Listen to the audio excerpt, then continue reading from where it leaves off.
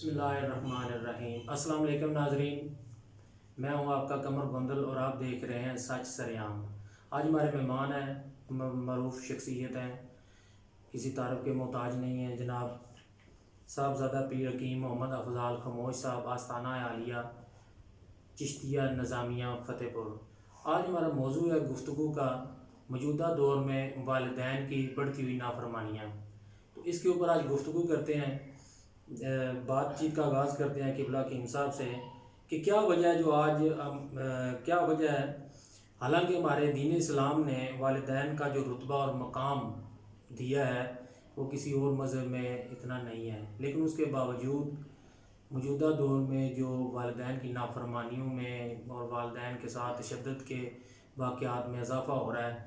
تو یہ سارا سلسلہ کیوں ہے، ان کے پیچھے کون سے محرکات ہیں، کیا وجوہات ہیں کہ یہ سارا سلسلہ اس طرح بڑھ رہا ہے، یہ واقعات میں اضافہ ہو رہا ہے دن بدن؟ جی، میں سب سے پہلے قمر شامی صاحب آپ کا اور آپ کی ٹیم کا بہت شکریہ ادا کرتا ہوں کہ آپ نے مجھے دوبارہ اپنے اسٹوڈیو میں انوائٹ کیا، اور آپ کو، آپ کی ٹیم کو اور تمام سننے والوں کو میری طرف سے السلام علیکم۔ جی وعلیکم السلام۔ تو اس میں کوئی شک کی گنجائش نہیں ہے کہ رب العالمین نے اور نبی کریم علیہ الصلوۃ والسلام نے جو حکم فرمایا ہے، بار بار اس کا مطلب قرآن پاک میں ذکر آیا ہے کہ والدین کے جو حقوق ہیں، بلکہ یہاں تک بھی ہے، زیادتی تو بہت دور کی بات ہے، نافرمانی تو بہت دور کی بات ہے، رب العالمین نے تو فرمایا کہ اپنے والدین کے سامنے اف بھی نہیں کرنا، اونچی آواز میں گفتگو بھی نہیں کرنی۔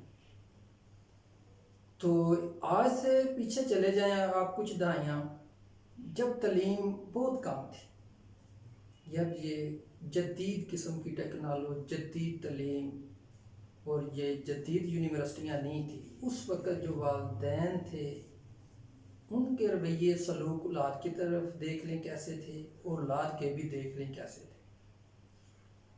ایک ادب و احترام کا ماحول ہوتا ایک تھا۔ ادب اور احترام کا ماحول ہوتا تھا۔ والدین تو ایک بہت دور کی بات ہے، محلے میں اگر کوئی بزرگ بندہ گلی میں سے گزرتا تھا تو بچے جو ہوتے تھے وہ سہم جاتے تھے، دبک جاتے تھے، گلیوں میں سائڈوں پہ چھپ جاتے تھے کہ یہ چاچا آ رہا، فلاں بابا جی آ رہے ہیں، ان کو کوئی ہماری شکایت نہ پہنچے، ان کے ڈر سے چھپ جاتے تھے۔ لیکن اب حالات ایسے ہیں کہ بندے اپنے والدین کے سامنے سینہ تان کے کھڑے ہو جاتے ہیں۔ تو کیا وجہ ہے اس کے پیچھے؟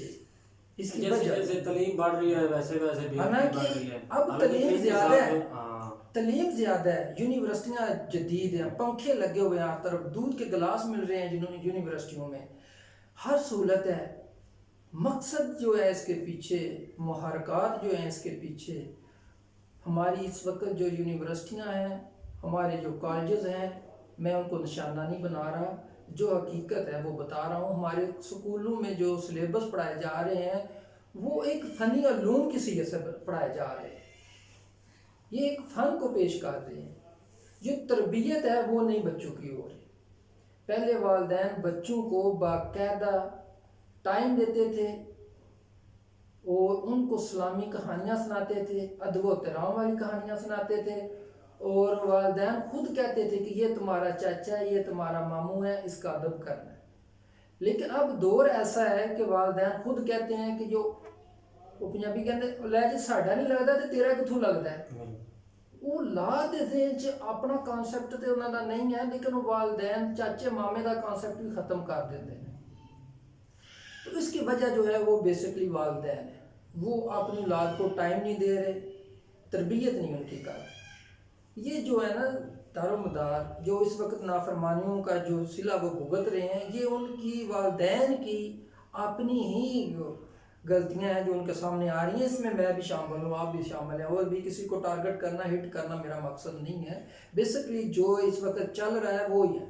ہمیں ہم سب کو جو ہے اپنی ذمہ داریاں ہمیں نبھانی چاہیے، اپنے بچوں کو توجہ دینی چاہیے، ان کو ٹائم دینا چاہیے، ان کو ٹائم دیں، ان کو تربیت سکھائیں، ان کو اسلامی تعلیمات ہے جو اس کو سکھائیں۔ ہم اسلامی تعلیمات نہیں دے رہے بچوں کو، جب وہ سلام پڑھیں گے اس میں ان کو پتہ چلے گا ہمارے رب العالمین کا اس میں کیا حکم ہے، ہمارے نبی کریم علیہ الصلوۃ والسلام کا اس میں کیا حکم ہے، صحابہ کرام نے زندگیاں کیسے گزاری، اولیاء اللہ نے زندگیاں کیسے گزاری، جو برگزیدہ ہستیاں گزری ہیں انہوں نے اپنے والدین کی کس حد تک خدمت کی ہے، تو انہوں نے کیسے اپنے رب کو راضی کیا ہے۔ جب وہ اسلامی تعلیمات کو پڑھیں گے، ان کو فالو کریں گے، تو پھر ان کو یہ پتہ چلے گا کہ ہم کیا کر رہے ہیں۔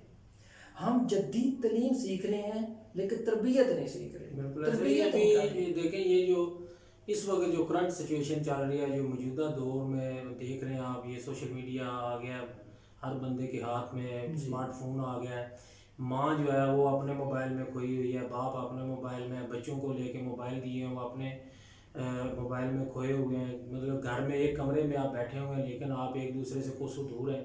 لیکن یہ آنے والے دور میں میں سمجھتا ہوں کہ ابھی جو سچویشن ہے ابھی تو اتنی نہیں ہے، لیکن آنے والے دور جو ہے، یہ جو ابھی جو بچے ہیں 4 سال کے، 10 سال کے، 8 کے، یہ جب جوان ہو گئے تو اس وقت تو میرے خیال سے صورتحال بہت ہی جو ہے نا گمگیر ہو جائے گی، اور صورتحال ناقابل برداشت ہوگی، کیونکہ ابھی یہ دیکھ رہے ہیں کہ اب والدین پراپر اپنے بچوں کو ٹائم نہیں دے پا رہے، بچوں سے جان چھڑوانے کے لیے ان کو موبائل لے دیا، اسمارٹ فون لے دیا کہ بھائی یہ لو بس وہ گیموں میں اور پتہ نہیں وہ کیا کیا، انٹرنیٹ کی سہولت تو اب ہر گھر میں تقریباً دے دیا، جو مرضی وہ دیکھتے رہیں، جو مرضی کرتے رہیں۔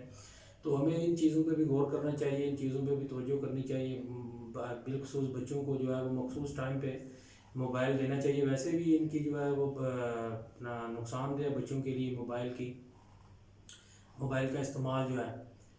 تو آگے آپ کیا دیکھ رہے ہیں مطلب اس صورتحال میں؟ یہ بھی جو ہے اس وقت بھی کچھ حالات اچھے نہیں ہیں، لیکن آنے والا دور اس سے بھی بدتر نظر آ رہا ہے۔ جی بالکل، جیسے آپ نے فرمایا کہ یہ ٹیکنالوجی موبائل کی شکل میں، پہلے نمبر تو یہ آج کا موضوع نہیں تھا یہ ہیلتھ کے حوالے سے، ورنہ اس کے اوپر بھی میں تھوڑی سی بات چیت کرتا۔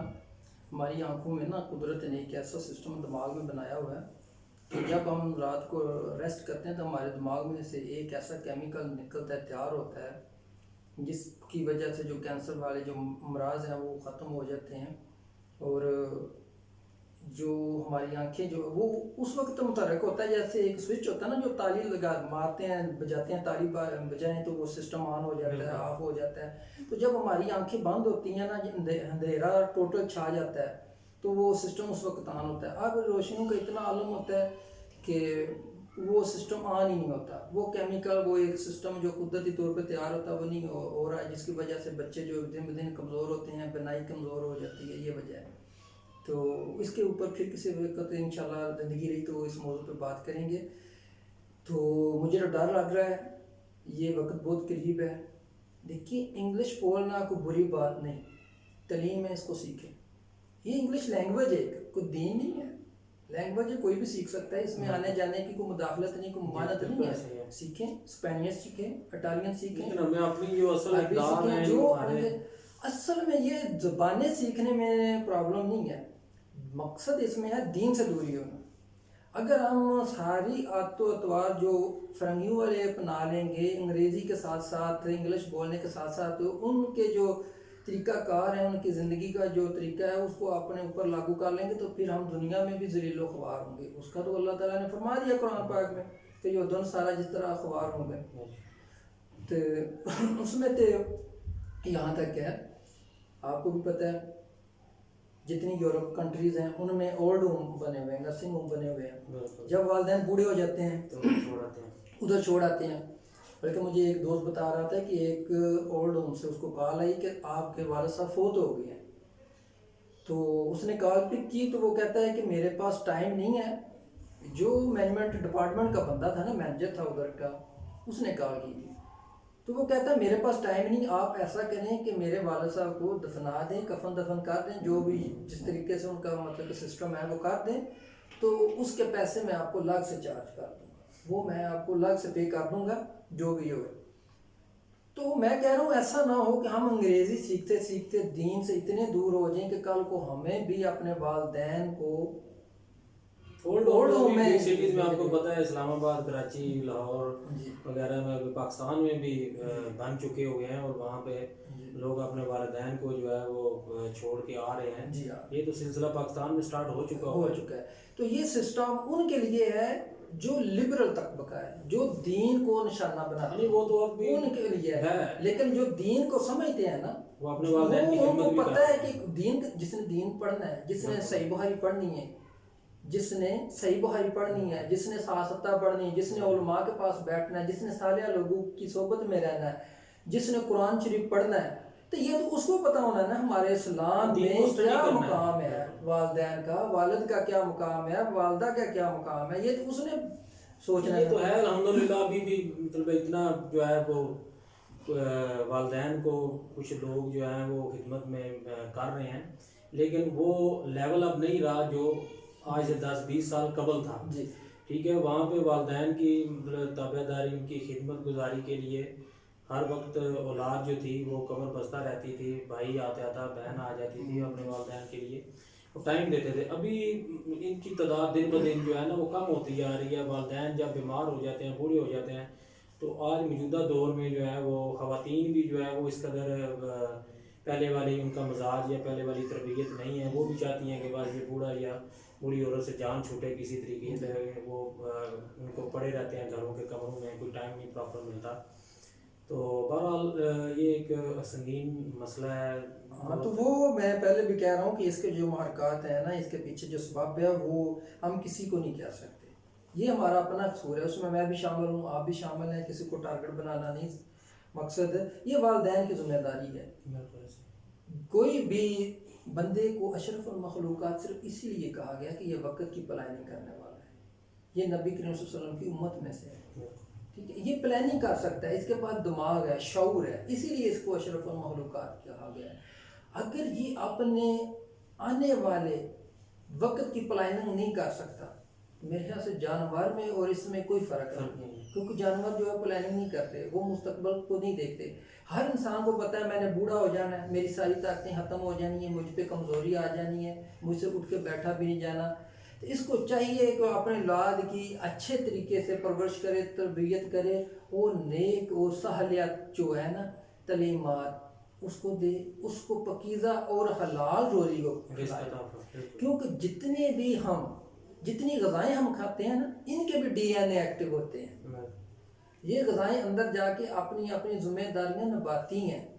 اسی لیے ہمارے اسلام نے حرام چیزیں کھانے سے منع کیا ہے. اور اسلام نے جو بھی حلال چیزیں ہمیں دی ہیں، اس میں سے سائنس اب تک جتنی بھی سرچ کر رہی ہے، اس میں سے اس کو کوئی بھی کمی کوتاہی، کسی قسم کا کوئی سائڈ افیکٹ نظر نہیں آ رہا. لیکن جتنی اسلام نے حرام قرار دی ہیں اسلام نے، اور کفار اب بھی ان پہ سرچ کر رہے ہیں، وہ کہہ رہے ہیں کہ باقی جو اسلام نے بولا تھا وہ اب بالکل ٹھیک ہے.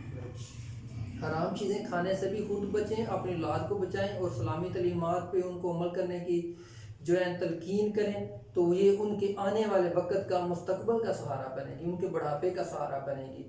مجھے ایک واقعہ یاد آ گیا، ٹائم بہت شارٹ ہے. ایک دوست تھے، بہت نمازی پریزی تھے، نماز پڑھتے تھے، پانچ تہجد پڑھتے تھے، لیکن دنیا داری کے لالچ میں آ کے تو انہوں نے نا اپنے بچے کو ایک ایسے ادارے میں ایڈمیشن دیا جو دین کی تعلیم سے دور تھا. آپ کو پتہ ہے کافی ادارے ہمارے یہاں اس وقت جو بڑے جو برانڈز ہیں وہ تو اچھا، وہ بچہ پڑھ لکھ کے ایک قابل بن گیا. اور والد صاحب بڑے خوشی سے کہتے ہیں کہ مجھے مخاطب کیا، کہتے ہیں کہ صاحب اللہ کا شکر ہے میرا بیٹا دین سے دور ہو گیا لیکن اپنے پاؤں پہ کھڑا ہو گیا. میں نے کہا یار یہ آپ کیسی باتیں کر رہے ہیں، دین سے دور ہو گیا اپنے پیروں پہ کھڑا ہو گیا. یہ مجھے آپ کی بات سمجھ نہیں آئی. اور یہ تو آپ نے اپنے ساتھ بھی ظلم کیا اور اس کے ساتھ بھی ظلم کیا. بندہ تو پیروں پہ کھڑا ہی تب ہوتا ہے جب وہ دین میں داخل ہوتا ہے.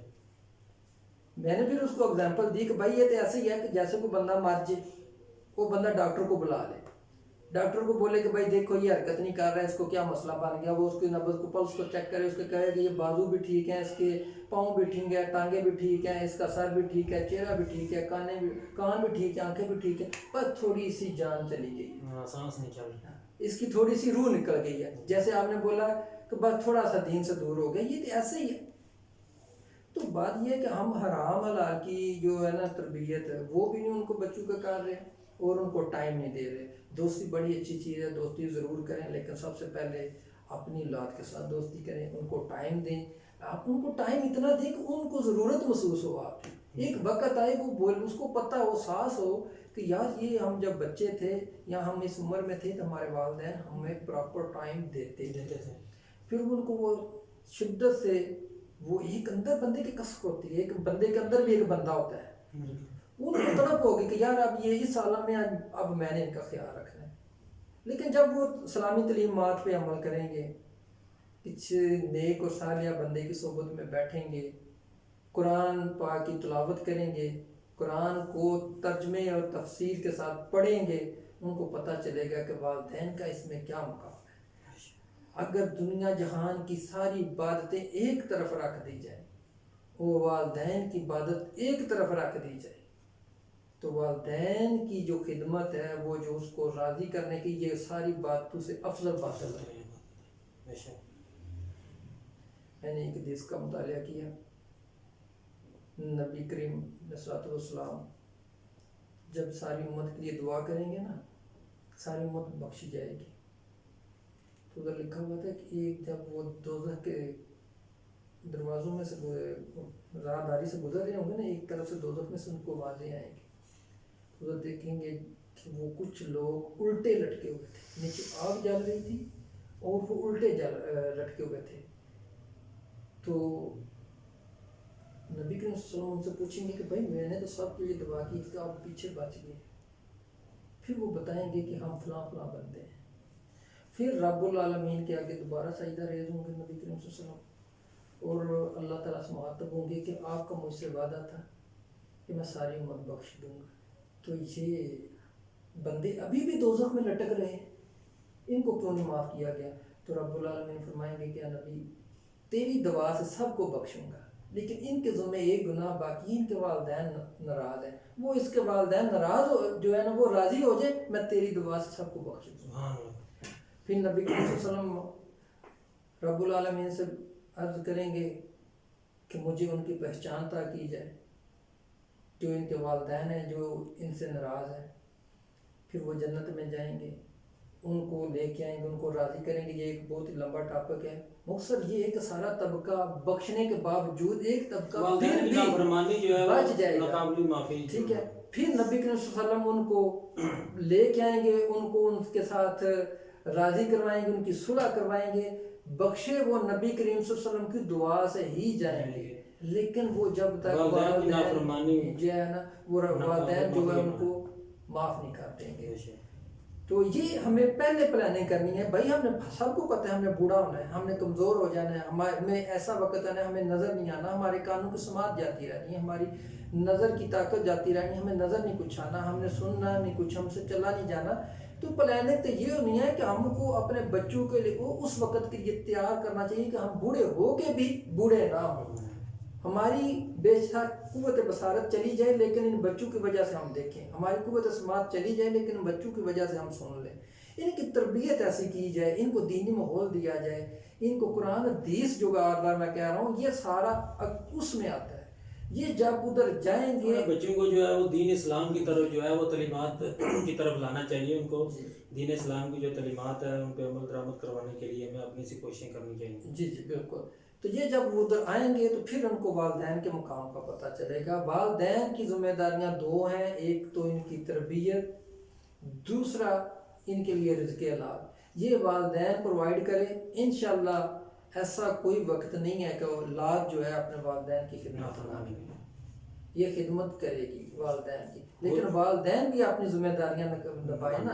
ان کو رزق حلال پرووائڈ کریں, ان کو اسلامی ماحول پرووائڈ کریں, ان کو اپنا سلیبس دنیاوی تعلیم کے ساتھ ساتھ دینی تعلیم پہ جو ہے اسلام پہلا سلیبس جو ہے وہ اسلام ہے, دین اسلام. ان کو سلام پڑھائیں نا, ادھر بتائیں کہ ہمارا کیا مقام ہے. دیکھیں یہ ایک ایس ایچ او آتا ہے تھانے میں تو وہ سب سے پہلے بتاتا ہے کہ میں ایس ایچ او ہوں, میرے جو یہ 3 پھول لگے ہوئے ہیں. تب دوسرے جو ہے سب محتاط ہوتے ہیں, اس کو پتہ چلتا ہے بھائی اس کے ساتھ کوئی ایسی ویسی بات نہیں کرنی, یہ تو ہمارا سینئر ہے. اور علاقے کو پتہ ہوتا ہے یار اس کے ساتھ بات نہیں کرتے, اس کے ساتھ تو اتنے پھول لگے ہوئے ہیں. ان کو مقام وہ اپنا بتاتا ہے. والدین بتائیں اس کو ہمارا یہ اس جگہ پہ نام لکھا ہوا ہے, بھائی یہ دیکھیں قرآن پڑھیں یا حدیث پڑھیں, اس جگہ پہ ہمارا نام لکھا ہے، ہماری یہ ذمہ داریاں، ادھر آپ کی یہ ذمہ داریاں ہیں، یہ والدین ان کو بتائیں نا. لیکن والدین اس وقت بنیادی طور پہ دین اور دنیا دونوں، دنیاوی تعلیم کے ساتھ ساتھ دین کی تعلیم میں بھی ہمیں جو ہے وہ فوکس لیکن کرنا چاہیے. والدین خود دین سے دور ہے نا. بالکل ایسا ہی. والدین خود بھی جو ہیں وہ دین کو سیکھیں اور جو اولاد کے حقوق ہیں ان کو پورا کریں. اولاد کو پیدا کرنا، ان کو رزق دینا، ان کے لیے اچھے لباس کا بندوبست کرنا اولاد کے اوپر کوئی آسان نہیں ہے. یہ جانور بھی اولاد کو پیدا کرتا ہے، اس کے لیے رزق کا بندوبست کرتا ہے، اس کے لیے گھر گھونسلہ بناتا ہے. انسان اشرف المخلوقات ہے، یہ اولاد کے اوپر اس وقت ہی نیکی کرتا ہے جب ساری دنیا سو جاتی ہے اور یہ رات کی تاریکی میں اٹھ کے دعا کرتا ہے کہ یا رب العالمین میرے اس بچے کو قبول فرما لے، اپنی بارگاہ میں اس کو قبول فرما لے اور اس کو ایسا بنا دے کہ جو تجھے اور تیرے نبی کو پسند آ جائے اور میری بخشش کا وسیلہ بن جائے. یہ دعائیں کریں اس کے لیے، یہ نیکی کریں یہ بچوں کے ساتھ. یہ بقایا جو یونیورسٹی کی تعلیم ہے یہ تو فنی تعلیمیں ہیں نا. یہ جو انگلش بولنا ہے دوسری تیسری زبانیں سیکھیں، اسلام نے منع نہیں کیا اس کو، سیکھیں ان کو، فنی علوم سیکھیں. معاشی حالات بہتر ہوں گے جتنی ٹیکنالوجی بہتر ہوگی. آپ دوسری جو کفار ہیں جو دوسری قومیں ہیں ان سے آگے جائیں، ترقی کریں لیکن دین کے ساتھ. بہت شکریہ جیم صاحب، آپ کا ہم نے قیمتی وقت لیا. انشاءاللہ نیکسٹ کسی اور پروگرام میں آپ کو مدعو کریں گے. تب تک کے لیے اللہ حافظ، بہت شکریہ.